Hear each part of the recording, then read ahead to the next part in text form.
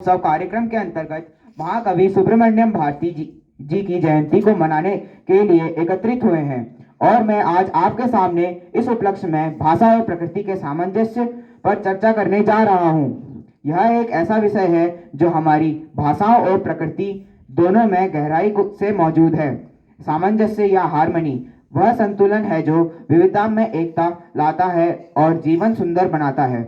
चाहे वह भाषा का प्रवाह हो या प्रकृति की लय, दोनों में सामंजस्य की भावना हमारे चारों ओर विद्यमान है। भाषा में सामंजस्य। भाषा केवल संवाद का माध्यम नहीं है, यह मानव भावनाओं और विचारों को व्यक्त करने का सबसे सुंदर उपकरण है। भाषा में सामंजस्य तब दिखाई देता है जब उसके शब्द, वाक्य और ध्वनियाँ एक संगठित ढांचे में जुड़ते हैं। उदाहरण के लिए कविता को लीजिए। कविता में शब्दों का चयन, उनकी लय और ध्वनि का प्रवाह एक तरह की संगीतात्मकता पैदा करता है।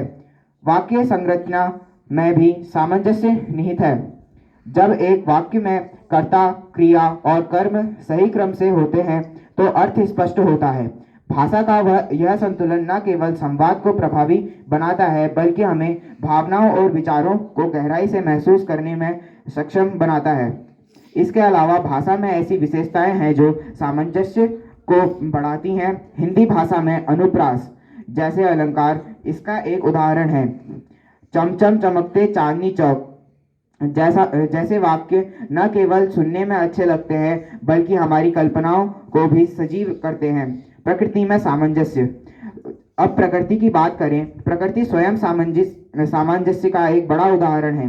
पेड़ पौधे, पशु पक्षी, नदियाँ, पर्वत सभी आपस में जुड़े हुए हैं और एक दूसरे पर निर्भर हैं। सूर्य का उगना और अस्त होना, ऋतुओं का बदलना और बारिश, यह सब प्रकृति के सामंजस्यपूर्ण संतुलन को दर्शाता है। पक्षियों की उड़ान को देखिए। वे झुंड में उड़ते हैं परंतु आपस में टकराते नहीं। वह सामंजस्य और संगठन का प्रतीक है।